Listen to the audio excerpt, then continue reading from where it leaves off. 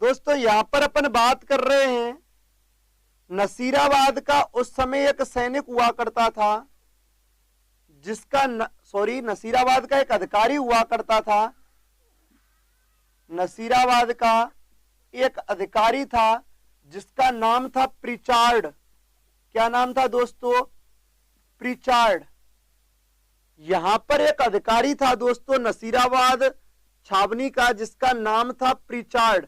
और प्रिचार्ड से बख्तावर सिंह ने पूछा, बख्तावर सिंह मिलने के लिए गया, सर हमारे हथियार क्यों कर लिए, हमारे हथियार जब्त क्यों कर लिए गए हैं, क्या प्रॉब्लम है?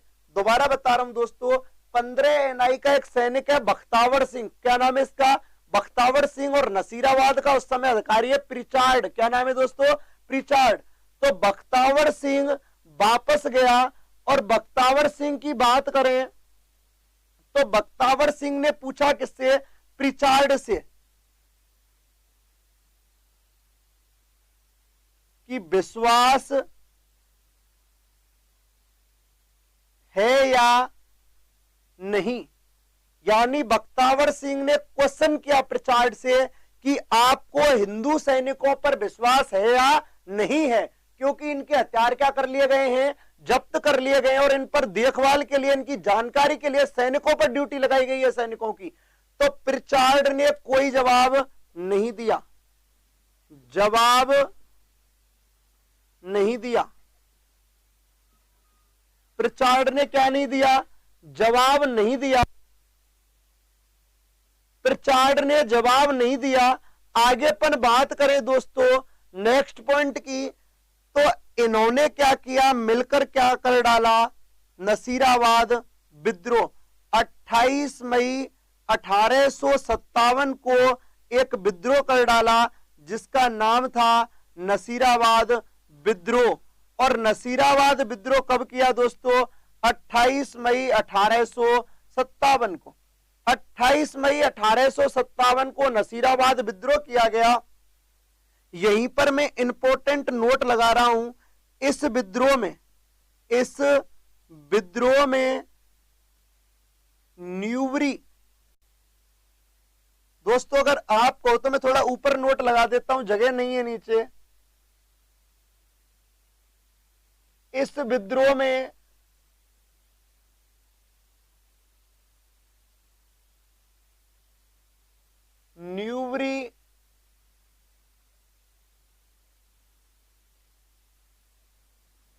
न्यूवरी और स्पोर्टिसवुड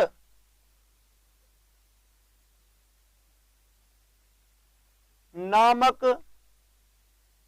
अंग्रेज अधिकारी मारे गए।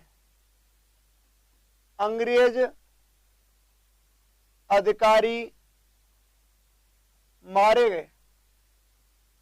न्यूवरी और स्पोर्टिसवुड नामक अंग्रेज अधिकारी मारे गए। कौन से विद्रोह में दोस्तों? इस विद्रोह में। आगे अपन बात करें दोस्तों, यह ध्यान रखना, राजस्थान का पहला क्या है दोस्तों? तो दोस्तों यहां से अपन बात करें, राजस्थान का पहला सैनिक विद्रोह था कौन सा? सैनिक छावनियों का विद्रोह था नसीराबाद विद्रोह। इसमें न्यूवरी और स्पोर्टिसवुड नामक अंग्रेज अधिकारी मारे जाते हैं। इसके अलावा भी दोस्तों ध्यान रखना, नसीराबाद छावनी वही छावनी है जिसको डूंगर जी और जवाहर जी नामक दो लोक देवताओं ने भी। तो दोस्तों न्यूवरी और स्पोर्टिसवुड मारे जाते हो, डूंगर जी और जवाहर जी ने इसको लूटा था। आप लोग स्क्रीनशॉट लीजिए दोस्तों, फिर अपन आगे बढ़ते हैं।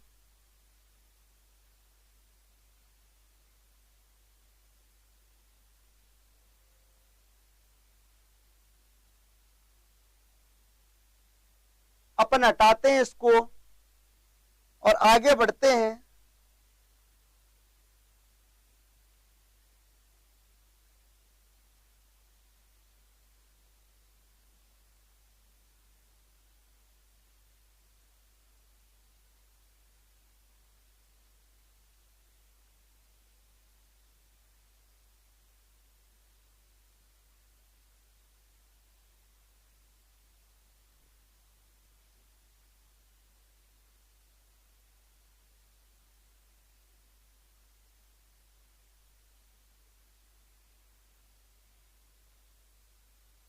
आगे बात करते हैं दोस्तों नेक्स्ट पॉइंट की।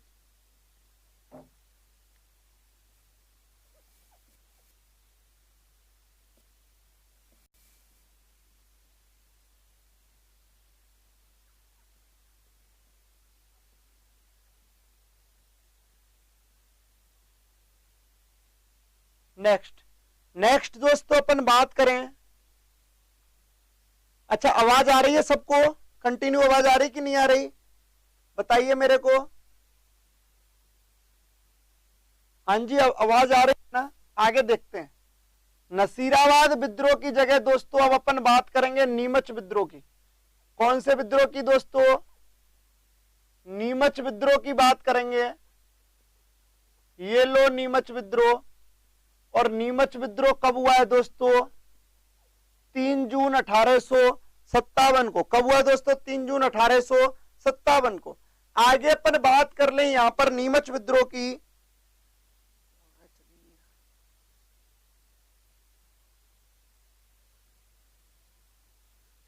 आगे बात करें। अच्छा एक मिनट, सभी के सभी सुने एक बार, सभी के सभी सुन लें। देखो क्वेश्चनों का क्या होता है कि जब आप बीच में क्वेश्चन पूछते हो ना, उसमें एक दिक्कत होती है। एक दिक्कत क्या होती है दोस्तों? वो सबसे बड़ी दिक्कत यह है कि बीच में अगर आप अदर क्वेश्चन पूछते हो तो उसमें क्या डिस्टरबेंस होता है। तो इसीलिए हम लोग बीच में नए क्वेश्चनों को नहीं बताते हैं। वैसे मैं आपको बता दूं, ये सोनू जहांगीर जान देते हैं। मीर तकी मीर एक नाम लिखा हुआ है, मीर तकी मीर। तो अपने वापस से अपने अपने क्वेश्चन बोलने सारे के सारे। किसका?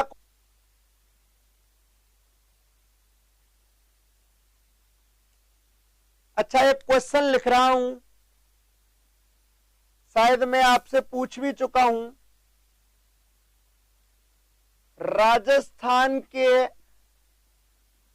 किस शिलालेख में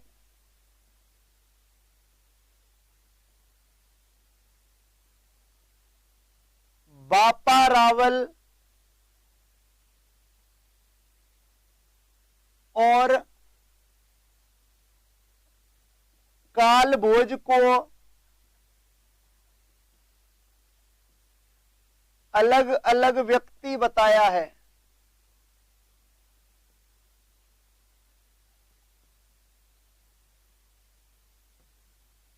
क्वेश्चन का आंसर दीजिए दोस्तों। कोई नहीं नरेश जी, कोई दिक्कत नहीं, लेट हो गए तो। दोस्तों सभी के सभी लाइक जरूर कर दें।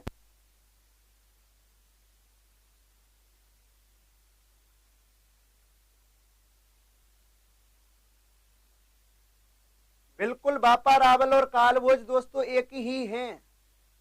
एक और क्वेश्चन दोस्तों, इसका आंसर आपको देना है। क्वेश्चन नंबर 2, बिजोलिया शिलालेख के अनुसार, बिजोलिया शिलालेख के अनुसार चौहानों द्वारा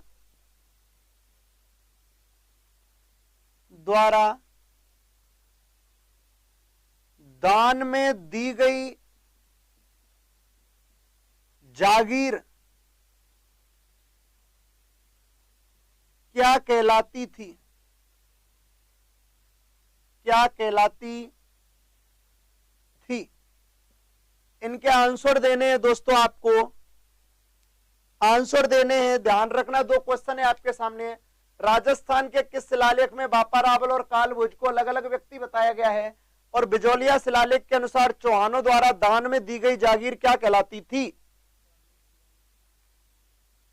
दोस्तों सारे के सारे वीडियो को लाइक जरूर कर दो। 2 क्वेश्चन आपके सामने लिखे हुए हैं, पहले आप लोग लाइक करो सभी के सभी। बहुत बहुत धन्यवाद मंजू बैरवा जी।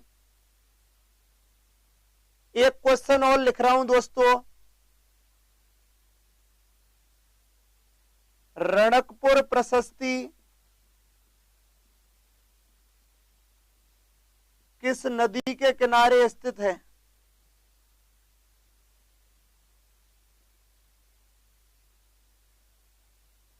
रणकपुर प्रशस्ति किस नदी के किनारे स्थित है?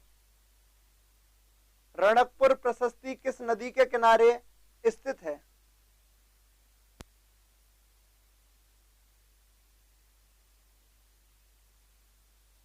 दोस्तों जो भी नए जुड़े हैं वो लोग वीडियो को सब्सक्राइब करके बेल आइकन दबा दें। आंसर दीजिए दोस्तों। चलो तो मैं ही दे देता हूं, कोई दिक्कत नहीं है, आप लोगों से नहीं दिए जा रहे तो। आंसर देखिए दोस्तों, पहले का आंसर है रणकपुर प्रशस्ति।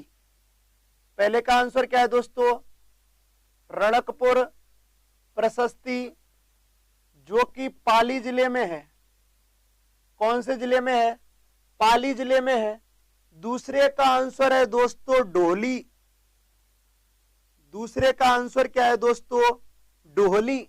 और तीसरे के आंसर की अपन बात करें दोस्तों, रणकपुर प्रशस्ति किस नदी के किनारे स्थित है, तो दोस्तों रणकपुर जो प्रशस्ति है वो दोस्तों मथाई नदी के किनारे स्थित है। बिल्कुल 1-2 का आंसर सही था, शायद पाटीदार जी का आंसर सही था, मथाई नदी के किनारे। ध्यान रखना, रणकपुर प्रशस्ति कौन सी नदी के किनारे स्थित है दोस्तों? मथाई नदी के किनारे स्थित है। कौन सी नदी के? मथाई नदी के किनारे स्थित है दोस्तों। कौन सी प्रशस्ति? रणकपुर प्रशस्ति। तीनों ही बड़े जबरदस्त क्वेश्चन हैं। आप लोग सभी के सभी एक बार क्वेश्चनों को लिख लिया करो, जब लिखा करूं मेरे साथ लिख लिया करो, नहीं तो सभी के सभी स्क्रीनशॉट ले लिया करो। तो दोस्तों अपन बात कर रहे थे राजस्थान के 3 फेमस इंपॉर्टेंट प्रमुख क्वेश्चनों की। तो क्वेश्चन थे राजस्थान के किस शिलालेख में बापा रावल? ध्यान रखना, वास्तव में बापा रावल और कालभोज एक ही आदमी था, लेकिन रणकपुर प्रशस्ति में इनको अलग अलग व्यक्ति बताया है। इस रणकपुर प्रशस्ति के जो लेखक थे, ध्यान रखना, रणकपुर प्रशस्ति के जो लेखक थे वो दोस्तों देपाक थे। बिजौलिया शिलालेख के अनुसार चौहानों द्वारा दान में दी गई जागीर डोहली कहलाती है। क्या कहलाती है? डोहली। इंपॉर्टेंट है, याद रखना, डोहली। और दोस्तों रणकपुर प्रशस्ति किस नदी के किनारे स्थित है? तो वो मथाई नदी के किनारे स्थित है। कौन सी नदी के? मथाई नदी के किनारे स्थित है। देखो दोस्तों, आपके नोटिफिकेशन बॉक्स में एक लाइन लिखी हुई है कि राजस्थान पुलिस का जो बैच है दोस्तों 7 बजे से स्टार्ट किया है। बिल्कुल 7 बजे, बिल्कुल 7 से 10 बजे तक राजस्थान पुलिस का बैच चलता है दोस्तों। आपके कमेंट बॉक्स में दिखाई दे रहा है आपको, 7 बजे से 10 बजे तक राजस्थान पुलिस का बैच चलता है। आप जो भी राजस्थान पुलिस की तैयारी कर रहे हैं, यहां तो ऑल एग्जाम वाले लगातार। एक इंपॉर्टेंट क्वेश्चन है, गणेश्वर सभ्यता, गणेश्वर सभ्यता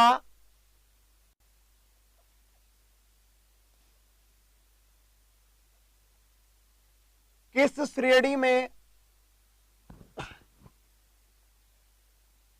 किस श्रेणी में आती है?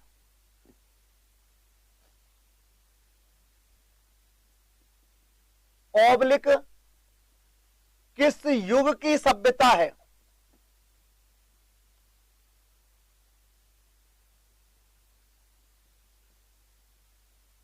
ऑप्शन 1 ताम्र युग, ऑप्शन 2 लौह युग, ऑप्शन 3 कांस्य युग, ऑप्शन 4 ताम्र पाषाण युग।